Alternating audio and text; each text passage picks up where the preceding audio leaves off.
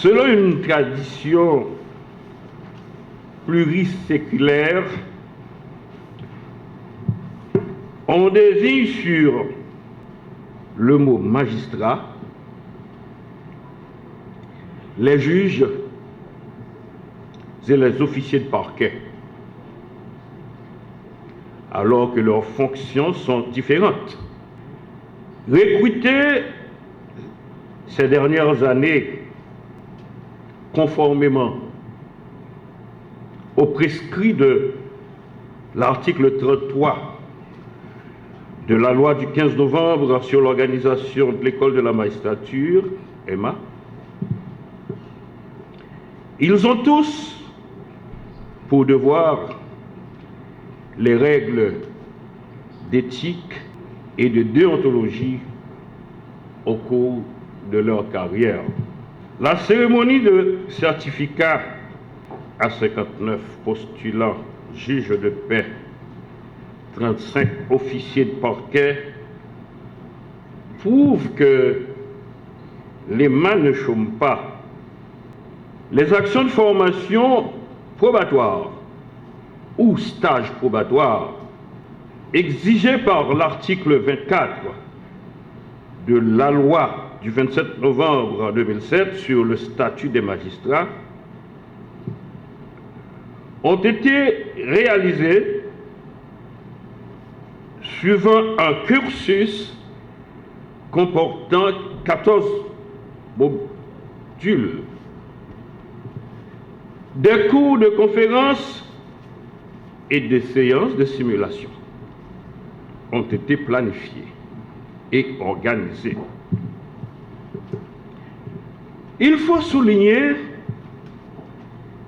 qu'il s'agit d'une formation probatoire fonctionnelle, offrant aux futurs magistrats la possibilité d'analyser et d'acquérir de nouvelles connaissances et des techniques liées à la profession de magistrat. Sur ce, il a fallu une période totalisant 13 semaines pour cette formation probatoire. Mesdames, Messieurs les formateurs, je voudrais publiquement vous féliciter et même féliciter votre courage et votre dévouement pour que la justice soit forte. Les récipiendaires n'ont pas été intimidés durant leur séjour à l'école de la magistrature.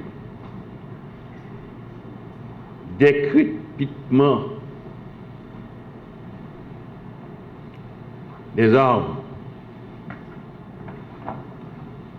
et des informations circulées à travers les réseaux sociaux sur la cruauté des uns et des autres. Cruauté qui également n'avait pas effrayé les formateurs. Personne n'ignore l'influence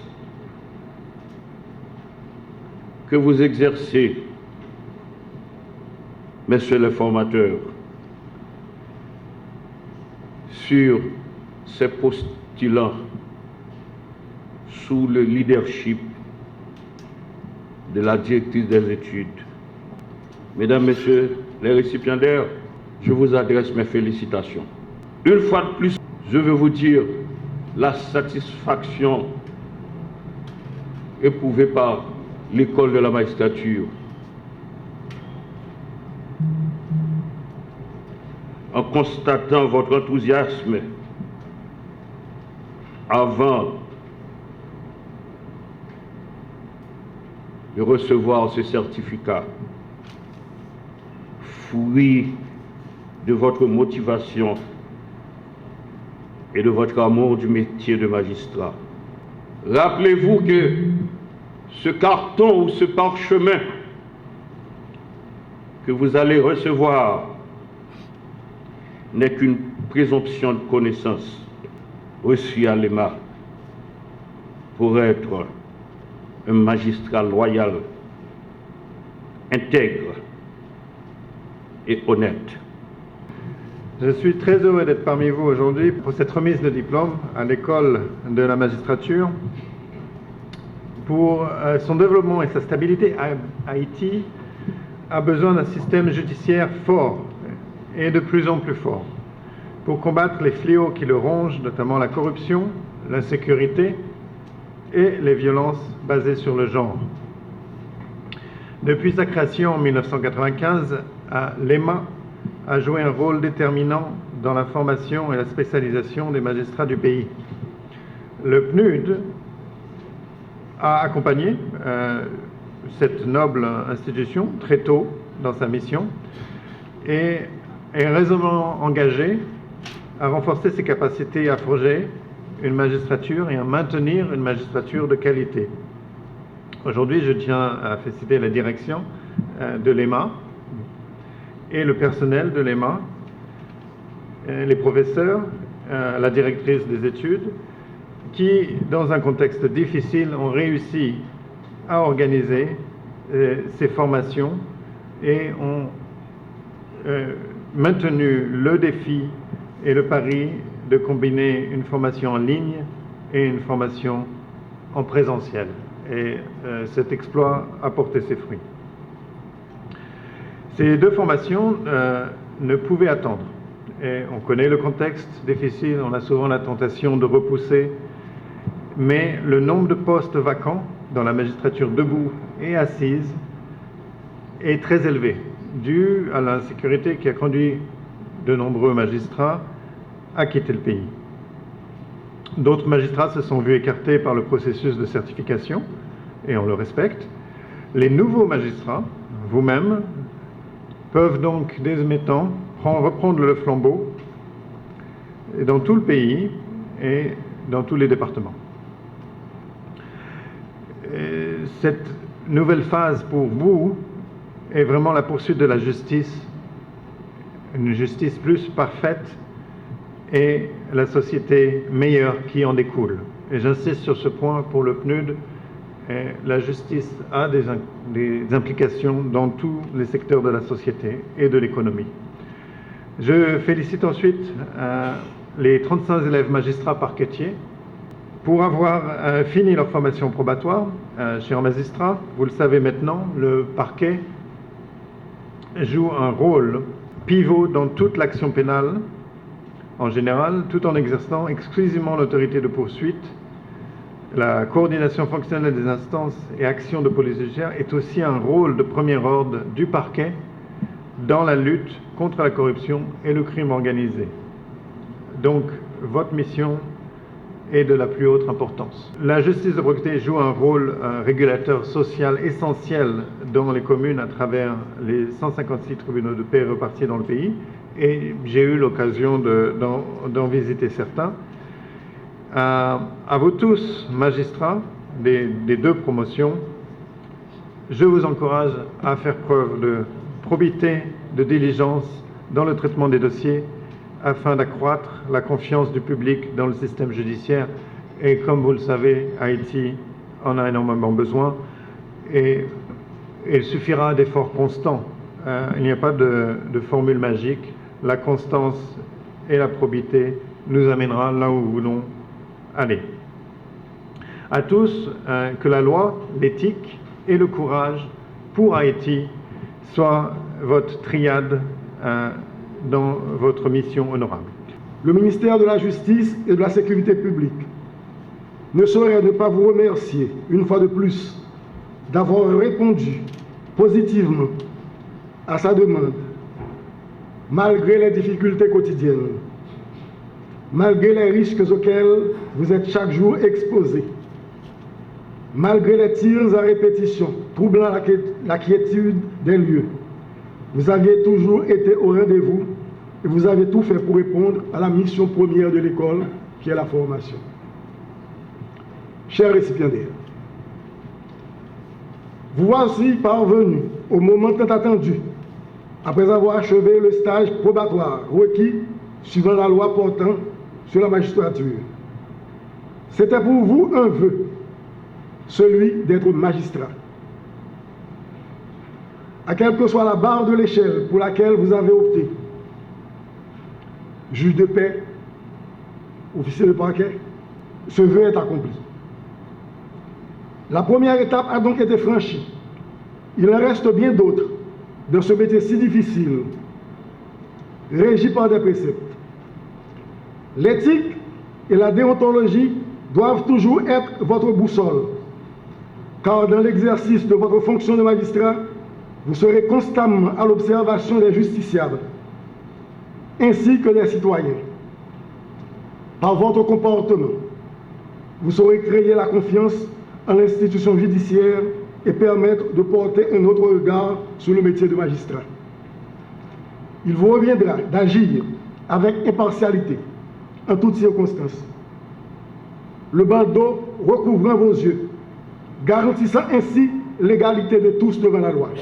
Cette loi que vous aurez à interpréter quand vous aurez à rendre vos décisions, faites-le avec justesse et loyauté, sans que votre conscience ne vous interroge, sans que vous ne soyez tourmenté dans votre sommeil, mais en gardant à l'esprit que vous avez fait bonne œuvre ou une œuvre légale. Rappelez-vous toujours que les débats et les jugements ont toujours lieu aux tribunaux. Vous serez toujours approché par les médias au fin de communiquer au public l'avancement de tel ou tel dossier. Sans vous disculper, ayez l'amabilité de ne pas transférer le tribunal ailleurs, même quand il vous revient de ne pas faire la rétention d'informations. Magistrat que vous êtes, vous serez aussi appelé à gérer les ressources humaines et matérielles mises à votre disposition pour l'accomplissement de cette tâche. Faites preuve de leadership. La collaboration avec toute la chaîne, à tous les niveaux, est indispensable pour la bonne marche de votre juridiction ou de votre tribunal. Qu'il s'agisse de greffier, commis parquet, huissier, secrétaire, octon, ménagère et j'en passe. Les avocats ne doivent pas non plus être négligés, ni ignorés, car le métier qu'ils exercent dépend du fonctionnement régulier des tribunaux.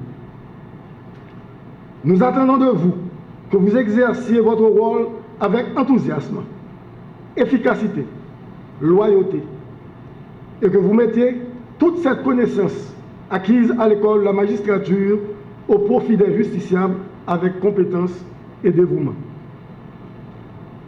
Sur ce, le ministère de la Justice et de la Sécurité publique vous félicite et vous souhaite déjà bonne besogne.